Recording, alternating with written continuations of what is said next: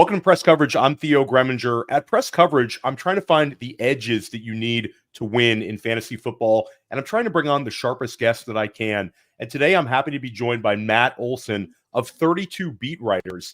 And 32 Beat Writers has sort of become like a massive, massive Twitter presence if you play fantasy football. And I'm sure you guys just get general NFL fans as well, Matt. But I know for us in fantasy, when you guys drop a tweet, it's like your Twitter is one people really, really want to pay attention to. So congratulations on all of the success. What do you guys have going on? It's about to be your busy season, man. This is about to be like the real deal. It's funny. We were talking this morning and we were like, we have to tweet something that says like, activate those notifications, and I think, we were looking at it last year and there was one day that there was over 300 different things coming on and going on. And it can get, to your point, pretty overwhelming in terms of this time of year, especially once every team is in camp. But man, we love this time of year. This is what we live for. That way we can go on vacation come week one, Oh yeah. But it's been a lot. We talked about it a little bit before the show, but bringing on the podcast, bringing on the website, trying to keep everyone informed and just having fun doing so, which is obviously why we're here. Talk about the website, because that's one thing that I don't know if everybody's aware of the website itself. It's cool. It looks good. And I think there's going to be some actionable things on there to help you. Yeah, absolutely. So, one thing we realized last year is the off season is a very big thing with that is patterns and patterns for players. And our website does a couple things now. One, it categorizes everything we tweet out by player, by team, in chronological order, so that you can see progression of these players in real time, which has been extremely helpful. Heck, I was on it pretty much the whole entire time putting together these show notes today. You can also tag your own players. So if you want to see all the news about, I'm looking at some stuff right now, Jordan Addison, like I can see everything in one spot.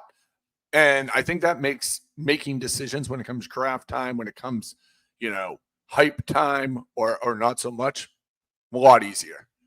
Yeah, and it's interesting.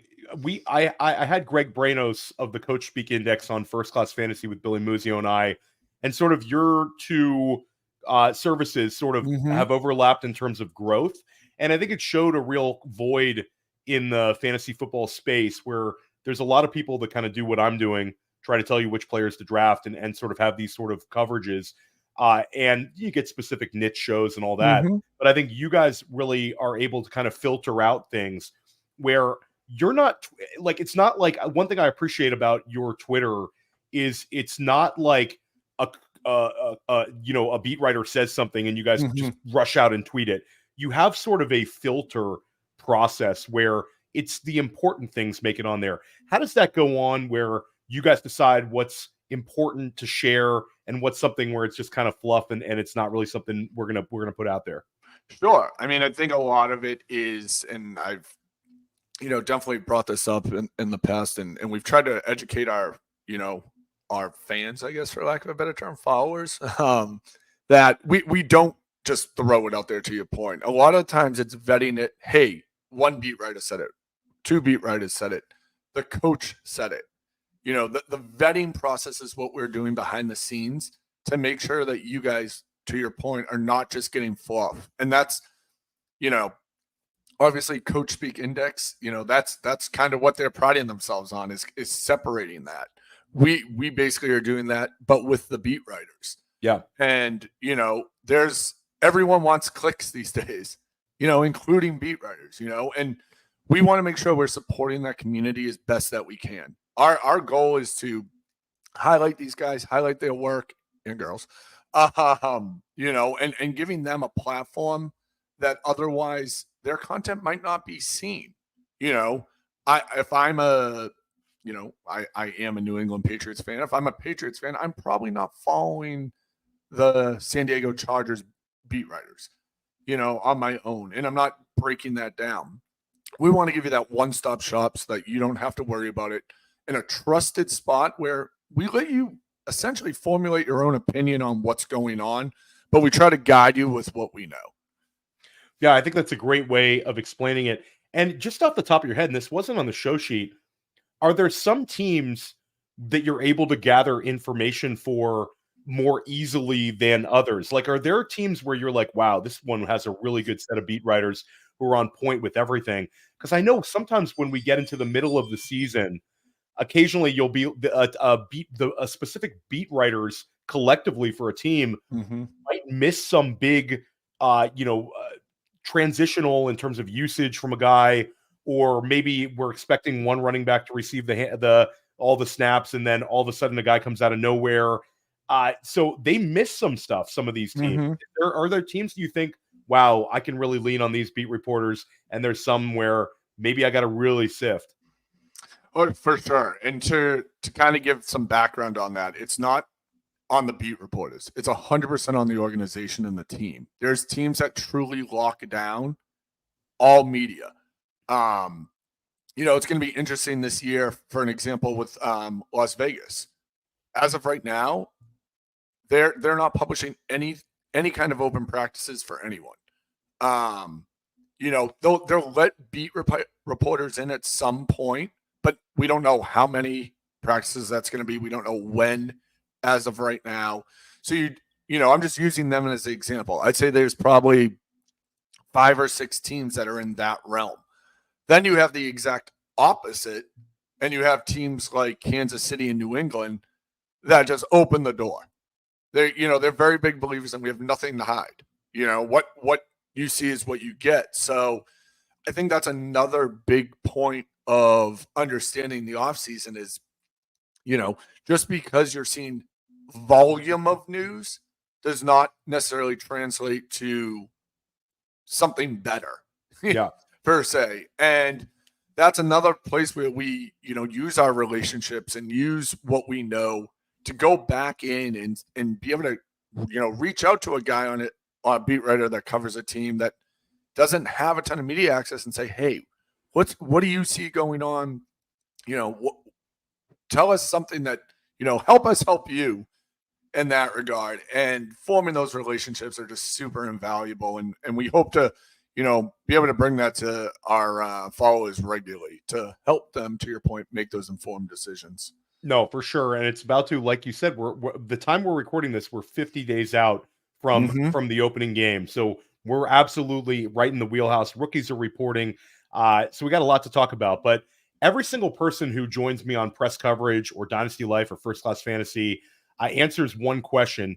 And it's, if you could know the final stats of any player this year, who would it be? I went with Xavier Worthy because I think he is the enigma of the Chiefs offense currently. I'm kind of fascinated by what they have going on this year in terms of, I always like to see how many people Patrick Mahomes can support. But man, you got to love the kid's draft capital. He's been banged up. He actually hurt his hand earlier today while in camp. But he was able to come back and actually made the play of the day. So a very good first day for him, which might have piqued my interest when I saw this as a question. But I think in that kind of offense, if you can find the wide receiver 2 and know who's going to be the wide receiver 2, you're going to have a pretty good, valuable player on your hands. Yeah, and it's also the skeleton key. If we see Xavier Worthy has, a wide receiver 23 season or something like that, it makes you like Patrick Mahomes even more. It makes you maybe not necessarily as interested in Hollywood Brown. So I like that one, sort of a skeleton key to the Kansas City offense. Really, really like that one. How about an offense? You guys are in the streets looking at all these beat reports. You start getting these positive vibes where, I love the vibes this time of year where you get like kind of the coach speak, the media, and it all kind of comes together and everybody's hyped and everybody thinks certain things are going to go well. We love to see that. Who's a team where you think this offense could trend up, exceed expectations, and maybe deliver multiple players to ADP wins? Sure. I mean, my initial gut told me the Indianapolis Colts. I just want Anthony Richardson to stay healthy so we can see it happen. I think Pittman is going to be a valuable piece of that offense. His early production last year when he was with Anthony Richardson, those 3 games, he averaged 11 targets a game. That's pretty solid numbers. And Richardson, to that point, played 3 in whatever the X amount is there games. And he's basically essentially still a rookie. So we're going to see him lean on the guys that he trusts. And he clearly came out of the gate last year trusting Pittman. Obviously, you have Josh Downs there, who had a pretty good season. And you have a rookie there in A.D. Mitchell, who, is definitely a wild card as of now, but we're going to see what he's capable of here in the next week. And then, not to get too far ahead here, but you have Jelani Woods, who's coming back healthy in camp. And it sounds like I'm telling you that, Anthony Richardson's going to support 10, valuable fantasy assets. But I think someone in that offense outside of Richardson and Pittman is going to step up and have a year that does beat their ADP. I love it. And we will allow all the Anthony Richardson hype you want to drop here because I'm on that train as well. We're going to take a quick break. And when we come back, Matt and I are going to talk about the stories and the players that you need to be ready for in NFL training camp. Hey, it's the Podfather of great news. The draft kit is live. It is world famous. Why? Because it is the best resource for winning fantasy football championships that exists. There are rankings and cheat sheets for every format you can imagine. We have projections both at the team level and the player level. And wherever you are, you can click on a player, open them up, and see in-depth written analysis about what to expect in fantasy football from that player this year. And then you can click on the team and you can get even more in-depth analysis, all the drivers of fantasy production, both in a positive and negative direction for that team, including a signature trend. And the graphics are incredible. So these team insights, they give you the team level projections, the vacated targets, the vacated ARs. And we added a bunch of features. Individual cheat sheets for Theo and Billy and Dario. So you can take your favorite analyst and download their personal draft cheat sheet. And then in the commissioners section, Memphis Young lays out everything you need to know to manage a league, the best minds in the industry contributing analysis. It's certainly not the most inexpensive draft kit on the market, but it is the best. Playerprofiler.com/draft kit, playerprofiler.com/draft kit. Go get it. Welcome back to Press Coverage. Theo Gremminger with Matt Olson of 32 Beat Writers. And let's get after it. We're going to start talking a little bit about the news right here. We have like a little bit of a slow drip with the Davante Adams trade rumors, which he's sort of poured cold water on, but they're still out there. There's some people really believe he'll be a New York Jet. Then you have Brandon Aiyuk, who has requested a trade. What is your opinion on both these players? Are we going to see moves? Is this just noise? Where are you at on this one, Matt? Couple things come into play here.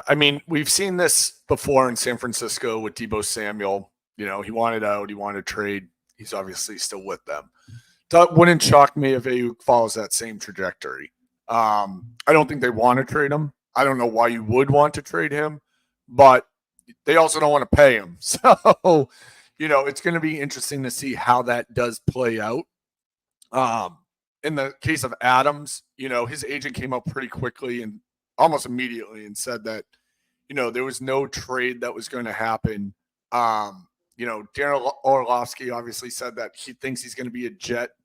I take not to shoot them down, but I take everything on ESPN with a grain of salt. But it is an interesting scenario. The Jets, basically have a 1-year window currently, maybe 2. They almost have to go all in if they can go all in. And Davante Adams is a pretty good guy to go all in on. So if they make, the Raiders an offer that they can't refuse, because right now, if you're the Raiders, you're kind of in purgatory. You don't have a solution at QB per se, and you got a bunch of new young bodies on both sides of the ball. So if they make you an offer, why not? And then even this morning, we were on Twitter just kind of looking at, some articles and whatnot. Sure enough, we see some buzz pop up of a Aiyuk for Adams swap, which I'm like, I don't even know what direction to go in now after that one. But my gut tells me that With Aiyuk, there's a better chance than not he stays in San Francisco. And with Adams, I honestly have to say it's 50-50 right now. I think I would agree with you. And it's sort of like a Brandon Aiyuk. You referenced the window for the Jets, but San Francisco are the Super Bowl favorites right now. And it would be a like, there's really no precedent for this for a Super Bowl favorite moving on from, this important a player to their offense this late in the process. I think if they were going to move on from Aiyuk, it would have been right around the NFL draft when we had all that buzz. He's just too important to that offense. They're so reliant on him downfield. He is a first down machine, third in yards per route run, absolute monster. They got to stick with Aiyuk. Davante Adams, though, that's one that I think when there's smoke, there's fire. I think he will be a New York Jet. I think it will be a really interesting one. Not necessarily an interesting one if you've been drafting Garrett Wilson at the end of the first round, but still an interesting one nonetheless. Talk about the Jordan Addison fallout. This was twice now. Last offseason, Jordan Addison, this was one where gave him the benefit of the doubt. He's going 140 miles an hour, but anybody who owns a dog, we can understand, I give the guy a little bit of the benefit of the doubt on that one. This one was disappointing. What is your take on this situation? Obviously, this is not a trade candidate like a Davante Adams here, but this is what are we thinking with the potential suspension? Where are you at on this, Matt? I mean, I think you hit the nail on the head there. We're going to most likely see some kind of suspension, whether it's levied from the league or the team. Their offensive coordinator last year had a similar situation. He was fined or was suspended 3 weeks without pay. I don't know if that's exactly going to translate, but something is going to happen with Addison. And the bigger question is the Vikings have to make a decision of, do we think this is just another dumb mistake and we can, he's going to course correct, or is this guy going to be doing this year after year? And if they, choose the latter in that decision, then that does open him up. They're not going to outright release the guy. He did too much last year. He's valuable for someone. If you're in this case, you almost have to find someone. If you truly think that he's a head case and that you need to move on from him, you got to find someone willing to take the risk. Then obviously agree to what the price of that risk is. Going 140 miles per hour, getting a possible DUI. I mean, that's almost a pattern in my eyes. So yeah. I wouldn't be shocked if, they do kick around trade ideas and call a couple wide receiver needy teams because he did show enough on the field that he could be a valuable asset to an offense. I think you nailed that. I think there would be a secondary market for Addison. My only pushback would be kind of they would move on from Addison situation is we just saw them use a first round pick on a quarterback and they want to make it as easy on JJ McCarthy as possible. So I think at the end of the day, rectifying things with Addison, the team is obviously upset. This is their first round pick, but like you said, it's a guy who had 70 receptions, 900 receiving yards, 10 receiving touchdowns in his rookie season. I think that they want those two receivers attached to McCarthy, obviously with Hawkinson. And I think from a fantasy perspective, would you want to take a guess at the potential number of game suspension? I mean, 3 seems cut and dry. Would you agree on that number, or do you think it could be more? I mean, I think it depends what happens if it comes from the team or it comes from the NFL, because we know Roger Goodell is just so, he's got it dialed in on how many people or how many games he suspends people for. It could be anything. I feel like he shakes a magic 8-ball and whatever number comes up, that's what the guy gets. But I do like 3. I mean, that's kind of what we've seen in similar scenarios. It's all going to depend a lot, too, on what comes back from the results. Clearly, there was a reason he was arrested and was suspected of doing it. So I think there's more of this story than is public currently as well. And I think from a fantasy perspective, like we know Justin Jefferson's target share is going to be like 30%, but it might be insane for the first few games. It might be like a if anybody remembers the Davis Mills, Brandon Cooks games where you're talking about like these guys getting like 45%, 50% target share because there's no one else. Hawkinson's going to be gone to start the year. We're pretty sure about that in terms of injury recovery. And then you couple in Jordan Addison. Then you have question marks at the wide receiver 3 spot. Guys like Brandon Powell potentially would get bumped up to wide receiver 2. I think that this might be a short-term bump for like an Aaron Jones out the gate to see more touches. And it might be an offense that just struggles a little bit more because they're losing bodies besides Justin Jefferson, right and left. One to monitor for sure. Talk about Ricky Pearsall. This is a player where we get the dynasty managers sort of getting really hyped this week because of the Brandon Aiyuk trade rumors. Obviously, if Brandon Aiyuk were to be moved, we would see Ricky Pearsall's ADP in redraft and best ball shoot up significantly. But now we have this slight injury where the team was keeping him off the field. What are you hearing? Is this something to be worried about or something to be ignored? I mean, as of right now, we're hearing it's nothing major. I'm to your point, I'm sure people were ecstatic when they heard that. For anyone who owns this guy. I don't think it's fair to discount, Jennings in this scenario either. He's been there for a hot minute and knows the offense well. But I expect this kid on the field, once training camp gets fully underway, him being out there. I know they don't need to disclose anything more than that currently. But in a day of age of social media and all of us being somewhat connected, we haven't heard much in terms of that it's major and that, I think a Kyle Shanahan reassurance would be nice on this one. Yeah, we would love to see that. Shout out to Coach Speak Index. We're waiting for that tweet. I'll say that like you said, that kind of cuts both ways where I think if it was something significant, it would have been trickled out. And I saw one person saying it's nothing to worry about, but I don't know. You never like reading about the uber athletic wide receivers getting any sort of an injury. You worry about things like explosiveness. And, I think one thing that's important is this time of year, the younger players who miss out on training camp reps, that's something that's difficult to overcome sometimes early in the season because you can't really replicate that. It's a big potential loss. So we'll keep an eye on Ricky Pearsall. Let's keep it going. Washington Commanders is an offense where we're getting a lot of vibes here. Jaden Daniels is obviously a player that steamed up into QB1 land when you're talking about underdog FFPC. Drafters really are betting on him, and I certainly am. But there's some question marks here.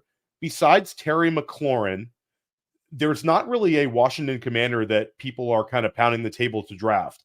You have multiple running backs who are going in the same range of one another with Brian Robinson and Austin Eckler. And then the secondary receivers are interesting because you have Jahan Dotson, big-time disappointment last year. Luke McCaffrey, Christian's brother, added in the mix in the third round this year. Ben Sinnott comes in as a rookie. And then you've got old man Zach Ertz. Is there anything you're seeing here that you think could be a value on the Washington Commanders right now in terms of ADP? I mean, if I'm taking one of the running backs right now, I'm taking Brian Robinson. 100% agree with you. I've faded Eckler. B-Rob's definitely the back to take. So I'm glad you're on that train, Matt. Yeah, we saw recently Ben Standig say that he expects 8 to 12 touches for Eckler a game. I mean, look, Eckler himself said he didn't want to carry the ball 300 times, right? So it's almost like he admits that he's better in limited work. Now, I think 8 to 12 touches a game could also include targets. Brian Robinson did a ton of work last offseason to improve his receiving game. And we saw him add two targets a game from his rookie season to his second season. So it did translate to on the field, production. Now, if there's one guy in the league that's probably going to take receptions out of your hands out of the backfield, it's probably Austin Eckler currently, because he did still do perfectly fine at that. His rushing average obviously went down, but he is still a tremendous threat out of the backfield. So, and Jaden Daniels is probably going to appreciate that, as he's learning the system and being in live game. To go to the next side of that, Dotson's a super wild card in this offense. He's, going into year 3, he has an oddly similar path to Davante Adams, which is, I don't want to be on record and saying he's going to be Davante Adams. That's the show title. Matt Olson says Jahan Dotson is the next Davante Adams. That's show title. but it is oddly similar, the trajectory. And then we all know Adams broke out year 3, and it's been, greatness ever since. But I do think that you don't go and spend that 3rd round pick on someone like Luke McCaffrey if you're 100% sold on that happening. I mean, you want to talk about work ethic. We got to meet him at the Senior Bowl this year. Just an absolutely stellar kid and understands the grind. His pedigree is obviously second to none. You can't really, put anything down there. But I wouldn't be shocked if, they both end up, or McCaffrey ends up with a similar stat line to what Dotson had last year. And then Dotson, listen, I never don't want to see someone succeed, but, I haven't seen what I want to see from Dotson so far to make me a believer that he's closer to Adams than he is to his current situation. Yeah, certainly last year he was a guy that steamed up big time in ADP. We saw him in NFFC draft touch round 5 when we got down to like the September drafts. FFPC routinely was drafted in round 6 and 7. So when Dotson fell flat on his face and you had Curtis Samuel out producing him, that was one of the biggest ADP losses of the year at the wide receiver spot. Huge season for him. Absolutely tilting season for him. McCaffrey's interesting. I think there's some positive vibes with him, but I'm totally with you. I think Robinson is sort of a arbitrage play. If you think that this is an ascending Washington offense, Robinson, I think, will have more rushing touchdowns. That's something that he really hasn't provided us. I think the threat of Daniels opens up running lanes for him, and I think they're an offense that'll be in the red zone. And we have a nice history with Cliff Kingsbury running backs rushing for touchdowns. So some interesting things to like with B-Rob considering his ADP. You brought up the 3rd-year wideout with Jahan Dotson, and let's talk about another 3rd-year wideout. Christian Watson last year was an ADP rocket ship, moved to like the 3rd and 4th round. People were betting on a massive year 2, and it was easy to see why. On a per-touch basis, there was no rookie that was more exciting than Christian Watson in 2022. Obviously, injuries have derailed him, not only as a rookie, getting him slow out the gate, but last year just crushing his season.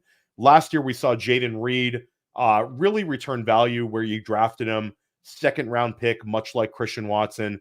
Now you're starting to see a slow drip where a lot of analysts are talking up Watson as a player that's going to bounce back in a major way. Maybe this year's Nico Collins is being thrown around. What is your take on the Green Bay wide receiver room? What are we seeing with like the Green Bay beat reporters? I think this is one position where drafters are confused at this point. And not to mention, Dontavian Wicks this week, Jordan Love said it's going to be a massive breakout season for him. So we're all over the place. We like a lot of them, but who's going to return the value? And specifically, your thoughts on Watson?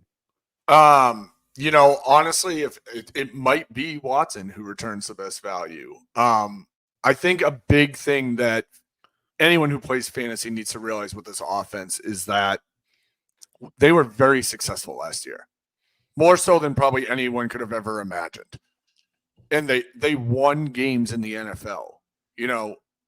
As fantasy players, we don't always look at that bigger picture in that case. Green Bay won with the offense they ran. I would say as of right now, they have no reason to switch up what they're doing. If everyone does get a little better, heck, a monster year in this offense might be 800 yards because, that makes you the wide receiver 1, according to last year. Now, if there's a guy who I do think, if his hamstrings hold up and you can use him as more of that deep down the field threat and you can get him more involved in shiftier plays, yeah, Christian Watson's going to return on investment. I think you're going to get a very similar season, plus or minus, let's call it 100 yards from almost everybody else. This is an offense that doesn't dial in. They've said they're not going to dial in the past. And it worked. The offense worked from an NFL standpoint. So from a fantasy standpoint, it stinks. From, if you're a Green Bay Packers fan, you're probably thrilled. So I know that's probably not the answer everyone wanted to hear, but that probably is the reality. No one wanted to hear that answer. We wanted to hear you definitively back one guy. But I think you're spot on. I think it's going to be an offense where really the biggest fantasy outcome that would be ideal is if Romeo Doubs was phased out. But he seems to be one where the coaching staff is a big fan of his, and he's going to be like on the field a lot more than we want. It's like the one Packers wide receiver that people do not want to draft. Jaden Reed is interesting because the snap share, like there's potential growth for his fantasy output if they get him on the field more. He was a guy who was giving us top 10 numbers down the stretch, but he was on like a 55% of the snaps. So if we see him become a full-time player, I think he'll return value. But Watson, it's easy to forget. It's like a tape doesn't lie type guy. He looks like Tyreek Hill with the ball in his hands his rookie year, the explosiveness. So we're rooting for him. Maybe we'll get a little trickle out of news and sort of the at least where we're at. But right now it's a offense I want pieces of, but definitively I think it's one where you spread it out and you don't go all in on a particular player, especially with Dontavian Wicks' ADP steaming up to the point where it is right now. No discounts on him anymore. Another wide receiver room that's really kind of difficult to figure out is the Buffalo Bills. Josh Allen is still QB1 in ADP. Dalton Kincaid is being drafted as a top 4 tight end in ADP. James Cook is a borderline RB1. So we have it figured out at running back, tight end, and quarterback. When you get to the wide receiver aspect, you have some people betting on Curtis Samuel, some people betting on Khalil Shakir. Then you have Keon Coleman. Coleman's interesting. What are you hearing from the beat writers with Coleman? What are your personal expectations with Coleman? Is he one you want to consider in your draft plan? Is there a Buffalo pivot for you this year? I think just to get the Coleman scenario out of the way first. So Coleman was brought into this team for what I think is a very specific reason. And I think, we saw it a lot while he was on the field this offseason is those down the field balls. He really excelled at them at FSU. There's no one on this Bills receiving team that's going to go down the field and get the ball like he can. He's built differently than every other receiver. Gabe Davis kind of was supposed to be that guy. Obviously, his ADP last year showed that, and it never translated. So Buffalo obviously let him walk and went out and hopefully found the guy who can actually get it done. Because he is tied to a QB in Josh Allen who does like to throw it down the field. And if Coleman can get his body in control and understand that route tree at an NFL level, then yeah, you're going to get some awesome production. But I think the key here is you're going to get awesome production some weeks, and you're going to have pretty ugly weeks as well. He is still a rookie. If that big chunk play doesn't come every week, it could be scraps here and there. But in best ball, man, he's super valuable. In Dynasty and redraft, yeah, I think in Dynasty he holds tremendous value too because his ADP has been pretty consistent since he really got drafted. I think it's right around that 1-2 turn, give or take. I know early on he was slated to Dallas in a lot of scenarios, and that would, probably actually would have been worse for him than going to Buffalo. He has a defined role. I like kind of what I'm seeing so far from. Plus, he's a lovable guy. Yeah, he's got Buffalo loves him. If I have a dark horse in this offense, it's Curtis Samuel. He's back with Joe Brady. Joe Brady in 2020 was his coordinator with the Commanders. And he had 800 yards. He had 3 touchdowns. What I think is really interesting is that year he also had 41 carries. And we saw Dalton Kincaid last training camp line up in the backfield. Didn't see it a ton in the regular season. But there is some willingness, in that coaching staff to move guys around and get them opportunity. Joe Brady comes in and says, hey, we can do some interesting stuff with Curtis Samuel other than just throw him out at wide receiver. And especially at his ADP right now. I mean, he's still, I don't want to say free, but he is not rising like everyone probably, or like he probably should. So it's kind of where my head's at there as of now. It's interesting. And I brought up the Samuel rushing attempts as a potential wrinkle that Joe Brady introduces to the offense. Mm-hmm. You saw it with Isaiah McKenzie a little bit. Buffalo used him a little bit in that role. But James Cook is a guy that doesn't receive carries inside of the 5-yard line. It's just not part of the game plan. Cook had 237 carries last year, only 2 rushing touchdowns. Maybe Curtis Samuel does get a few more scores on the ground, sort of elevating his ceiling. Definitely, I love the familiarity with Joe Brady. That was his best season, was attached to Joe Brady in Carolina. So Curtis Samuel, definitely an interesting one. Coleman, we've started to see the ADP dip. I think he's the kind of guy that the market is going to see do some things in training camp and immediately be like, oh, I forgot that Keon Coleman is like that athletic dude on the outside. I'm going to steam him up a little bit. I think we'll see a bump. So if you want your Keon Coleman shares on like Underdog, I think now is a good time to dive in. You are a New England fan.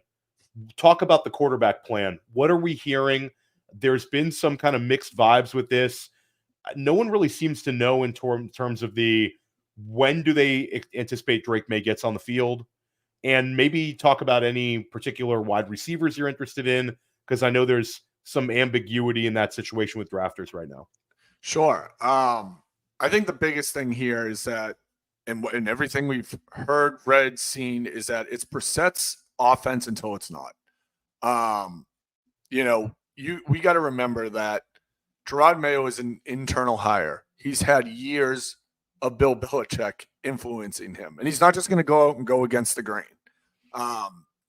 Within that, he's probably going to be fairly conservative. He doesn't want to ruin May and have what happened to Mac Jones happen all over again. So I think you'll see him be a bit more conservative. Now, if Brissett goes out there and he's losing them games, then yeah, the fans are going to come. The writing's going to be on the wall. And I think you see May get in. And I think you see May play this year as the starter. And it might not be because, Brissett was terrible. It might just be because it's due for a transition. We know May's most likely going to be the full-time starter next year, bearing something crazy. So you got to get him some game reps. So I can see him coming in the back half of the year. Again, it's purely depends on, can Brissett keep them in a game, or is he just losing the game for the Patriots? I think from a betting standpoint, their line is 4.5 wins, if I remember correctly. No one's really expecting much from this team. But that doesn't mean that there can't be valuable fantasy assets. And I think one of those is going to be Demario Douglas. I think he's currently the de facto number 1 receiver on this team. If Kendrick Bourne was healthy and was in camp regularly and whatnot, this would get even murkier than it already is. Polk is definitely intriguing on multiple standpoints. These guys' ADP is also terrible at this point that, you can get a slice of the Patriots wide receiver pie if you want it. I know that sounds gross to say out loud because probably no one wants it. But if there's one guy who's going to return ROI, I think it is Demario Douglas this year. Yeah, and I like that one a lot. Demario Douglas is one that I brought up as a player to target. I actually recorded one with Justin Herzig and Billy Muzio on First Class Fantasy. He doesn't overlap with those 2 rookies. So it's like a Jalen Polk, Javon Baker. Those guys can still play on the outside, but Pop Douglas is the one they need to be solid in the slot. So I'm completely with you on that one. Talk about the Los Angeles Chargers. Kamani Vidal, we have heard zero buzz lately. Where should we be looking at to the running back values there? Like Gus Edwards took the knock. He seems like the one we should be betting on. Vidal enthusiasm has sort of gone down a little bit. Talk us through what you expect this to look like in camp. So it's funny. The Chargers in general are a team that doesn't always open the media doors regularly. So that's probably why we don't hear a lot of this hype. Interesting enough, they're opening, it's either somewhere between 10 and 12 practices this year to the public, which will be actually finally give us the insight we need. From what I've seen, from what I've heard so far, I think Gus Edwards is the guy. Yeah. Dobbins is a massive question mark. If he does rebound and does do something, it's going to have to be because Edwards, he's the one isn't getting it done or 2 gets injured. And because you're going to have Kamani biting at, I hope to believe, both their heels for touches. And this kid in college was a production machine.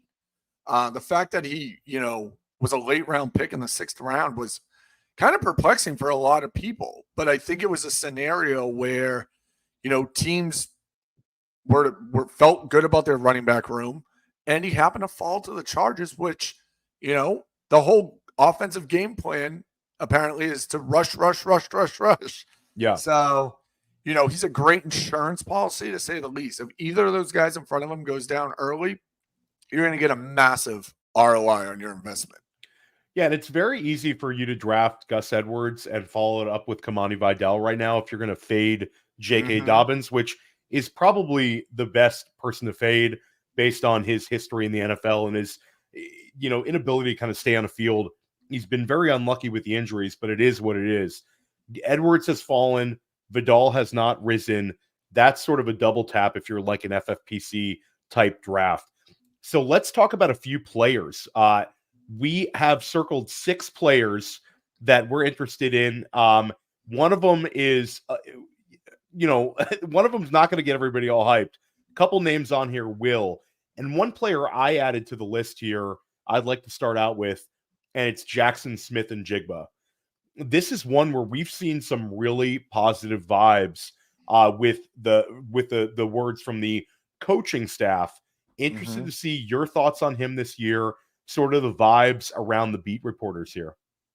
Yeah, I mean, I think everyone's high on him this year. Obviously, Mike McDonald being one of those people, which, we always like to see. I think the biggest part of it was that he said he expects big things out of him and that he's had a great offseason, which is not false at all. There was actually one practice where he caught 7 touchdowns. I mean, granted, we're not in pads. Everyone, looks pretty damn good, but in that same breath, that means he's being targeted at a high level. And that's what we weren't getting a lot in games that he was in last year. Now, keep in mind, you have DK Metcalf and Tyler Lockett still in this offense. Geno Smith 2 years ago gave us hope that he could support, multiple people. Even last year was not terrible by any means. But I think the new coaching staff, they know this is the younger guy, the emerging wide receiver option. Lockett's another year older. Somehow still gets it done. God bless him. But I think this is where you start to see the shift potentially away from Tyler Lockett being one of the receiving leaders and more to JSN. Everything about this kid has been positive this offseason. So it's going to be great to see him in camp and see what he can contribute. Yeah, we're absolutely betting on it. It's one that I feel very strongly on, and I think it's a cheat code right now to draft him before training camp, because you're seeing where JSN is going behind a lot of rookie wide receivers, and not just the rookie wide receivers we'd think of. Like, he should be going behind Marvin Harrison Jr., Malik Neighbors, but right now Brian Thomas Jr. is going ahead of him in ADP, Xavier Worthy ahead of him in ADP, and Ladd McConkey certainly ahead of him in ADP. And I think that JSN is a guy that could really break out here in year 2. So I'm completely on the JSN train again. I have a bet with Billy Muzio, my co-host on First Class Fantasy. Last year I lost my JSN bet. I'm running it back. I'm going to get my money back this year, Matt. Let's talk about let's pull up our next player, and I want to talk about Jelani Woods. You referenced him earlier in the show, and this is one that's going under the radar. This is like a very much in tight end 3 territory. If you're looking at ADP, you can get him in the 18th round on Underdog right now. Your enthusiasm for Jelani Woods? I mean, the biggest part is this: the position of tight end 1 on this team is up for grabs, and this dude is just an absolute athletic freak. They drafted Mo Alley Cox with this vision in mind. I think, let's put this big guy out there who can make it happen. Woods is 6'7", 253. He is exactly what you want to see in the end zone especially when you're a mobile QB. You can throw it up to this guy. I think he's going to be Anthony Richardson's best friend, basically in the red zone and end zone. And he's getting love from all angles this offseason. His coaches are talking him up. He's as healthy as he's ever been. I think he unfortunately got labeled injury prone because of those hamstring injuries regularly. But if Christian Watson can break out of them, I think Woods can as well. And this is a guy that, like you said, is basically free. So if you play in any kind of tight end premium league, I know he has been a Scott Fishbowl target of mine. I still slow drafting, haven't drafted him yet. I hoping no one's going to, randomly listen to this, but he is my dark horse at tight end this year. And I think that he creates mismatches, and that's what you need, especially for a rookie, or not a rookie QB, but a second-year QB. Could be his best friend. Yeah, Jelani Woods is definitely, and we're gonna get some views on this one, Matt. So if you're in Scott Fish with Matt, you can definitely snipe him. We've got a pretty big reach here. But Jelani Woods, I think it's really exciting because when you start looking for tight ends in that tight end 3 range, every year we see a guy break out from the tight end 3 range, and Jelani Woods is an absolute unit. You referenced his size. There's been a reason like people have been willing to kind of be patient despite the injuries in Dynasty because they've been waiting for a situation like this. And there's such a big group of receivers when you put Woods in there with Adonai Mitchell, Michael Pittman, Alec Pierce. Josh Downs is sort of the only smaller one. I could see a scenario where the running game is so effective that this could be just Jelani Woods gets 7-8 touchdown catches. And that's a major driver for his fantasy success. So I love that one as a dark horse. Now, one player that I've drafted pretty much everywhere, any chance I get, I even drafted him in the Fishbowl. I have him in a ton of Dynasty teams, is Marshawn Lloyd. And this is one where you guys have tweeted out a lot about him in terms of the vibes from the beat reporters. Talk about Marshawn Lloyd and your expectations. He's more than just a handcuff running back right now. Yeah, absolutely. I mean, I think anyone who tries to counter that is like, well, A.J. Dillon's still there. A.J. Dillon has gotten every opportunity to succeed and make an impact, and he has yet to do it. So they go out and they bring in Marshawn Lloyd, who was great at USC last year. I think in every aspect of this guy's game, except for maybe the size of his quads, he's better than A.J. Dillon. He's quicker. He's shiftier. Heck, I honestly think he's more explosive. And he's a hell of a pass catcher. That's something that when you lose Aaron Jones in this offense, you kind of want to replace that with someone that has that ability. Josh Jacobs should be fine. He's going to get his here and there. But you almost bring in this X factor at running back that can be a true running back, but also be a very big threat in the passing game. They recently said that, they want to get him, more, snaps than A.J. Dillon did as a rookie. A.J. Dillon didn't play that much as a rookie. So, it's a little inflated there, or the perception of it is a little inflated there. But let's say this guy gets on the field for 250 plays and his efficiency, is rock solid. You're going to get a massive ROI on your investment here. And I think he's going to turn heads in camp. I honestly wouldn't be shocked if he's the Green Bay, darling of training camp this year because of what he can do.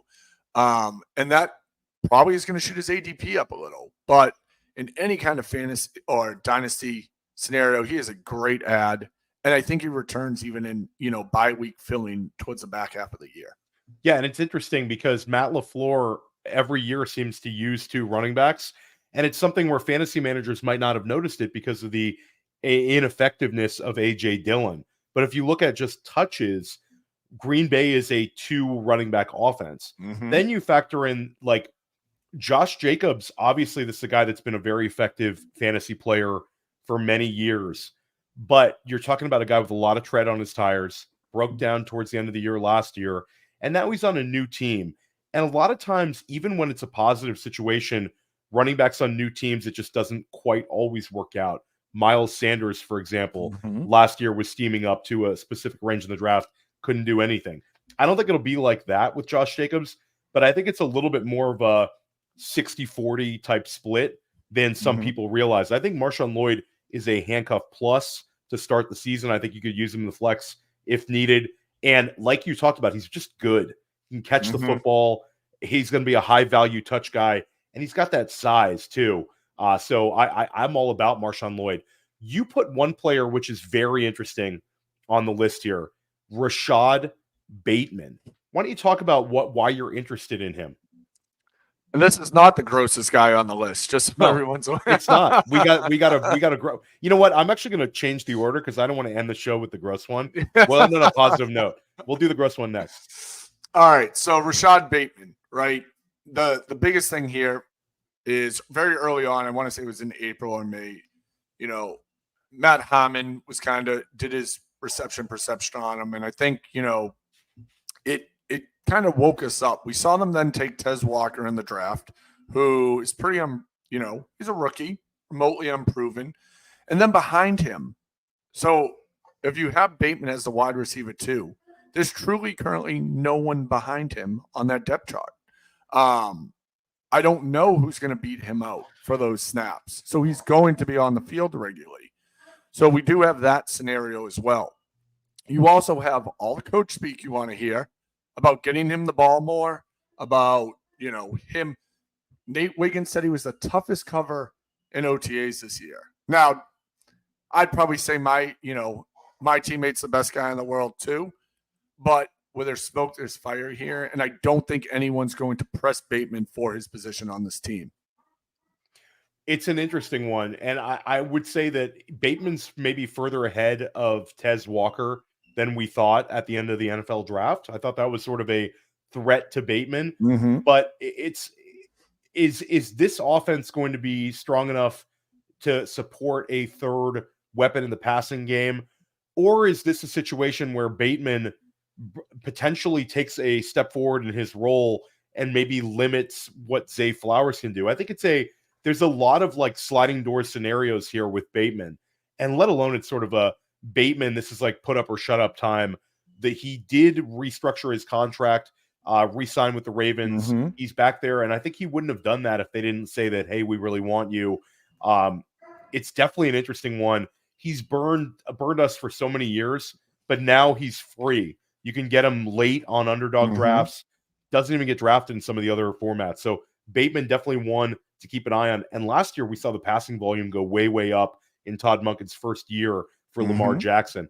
Let's talk about the gross one. And this is one to sort of pour a little cold water on your Jalen Warren and your Najee Harris shares.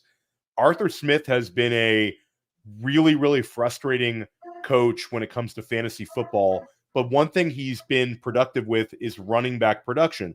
Now we're seeing both of these Pittsburgh running backs drafted inside of the top 25 in ADP.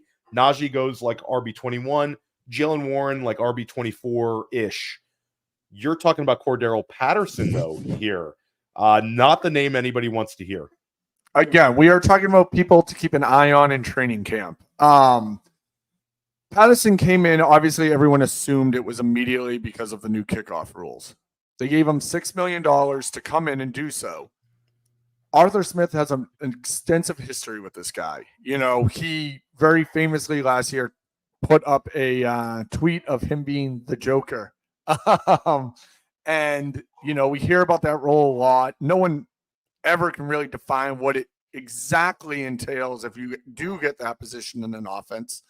But, we did see Patterson line up equally outside at wide receiver and in the backfield last year. I can't remember which one. There was actually one more snap in one location than the other, but he was, in theory, all over the formation.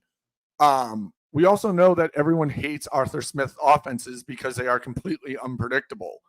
So you throw a guy like Patterson in who does not have a lot of tread on his tires. People, he's been in the league a minute, but he's been efficient.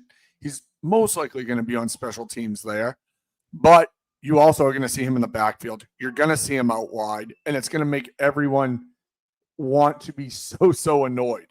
Is he going to cut in enough on Jalen Warren and Najee? Probably not. Honestly, I think Warren is one of the better values at running back right now. We've seen Najee on a 3-year decreasing trend. So if Warren's still being drafted behind him, that's a great opportunity in general. Yeah, I'm completely with you. I'm team Jalen Warren all the way.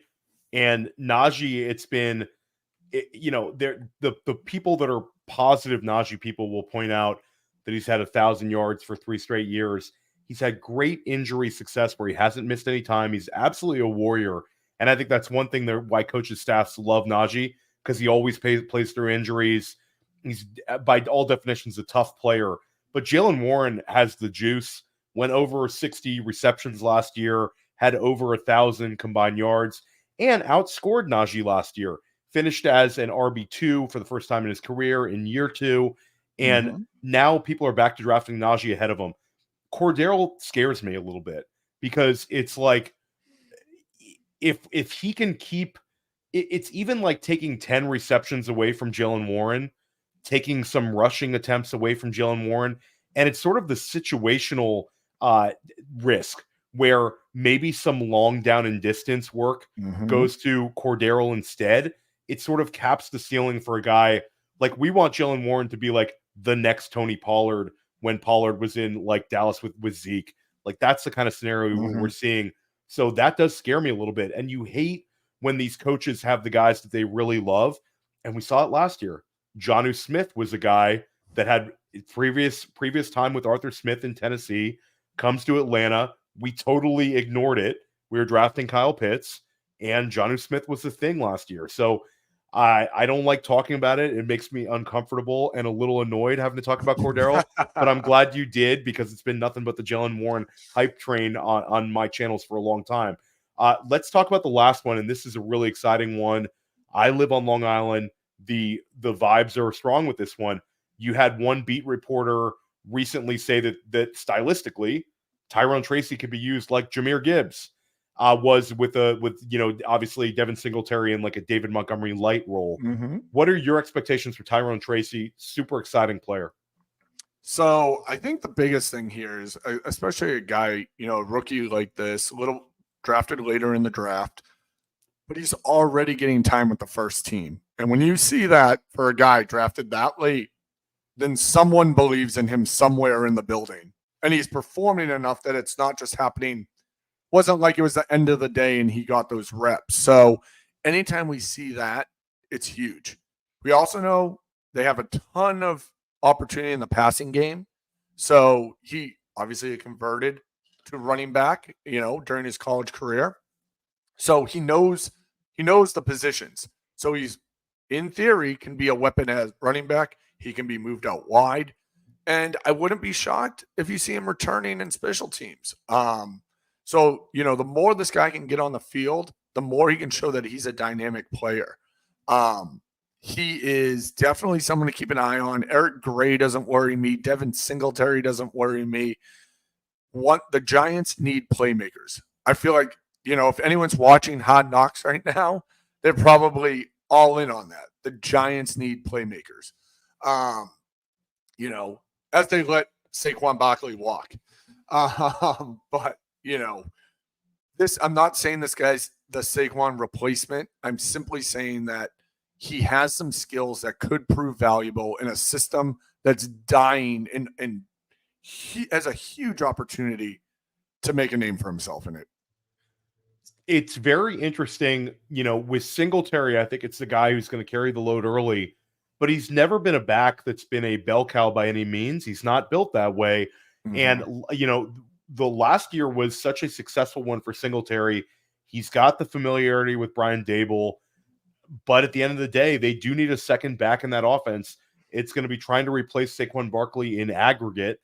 And Tracy is an interesting profile. It's a guy who was a wide receiver at Iowa, transfers, plays running back at Purdue. He's an older back, and athletically, he's gifted. He's like a young Antonio Gibson athletically. So definitely one to keep an eye on. Matt, this was a lot of fun today. You covered an absolute lot. Tell everybody where they can find 32 Beat Writers, what you guys have coming out. Yeah, so as we were talking about, this is our time of year. You can Twitter, we're going to be nonstop giving you guys the update at 32 Beat Writers. Definitely fun just to see everything and everyone progress. to make it easier for you, you can always pop over to 32beatwriters.com. We everything from our Twitter plus more ends up over there. So if you want to join on the every single hype train that's ever been in existence, come join us for the off season, and we look forward to it. Yeah, highly recommend following these guys. You're going to find a lot of nuggets that are going to help you in terms of your fantasy drafts. Stick with us here at Press Coverage. Sean Siegel of RotoViz is going to be my next guest. We're going to talk a little bit of zero RB strategy. We'll see you soon. And make sure you check these guys out. The realness is about to start.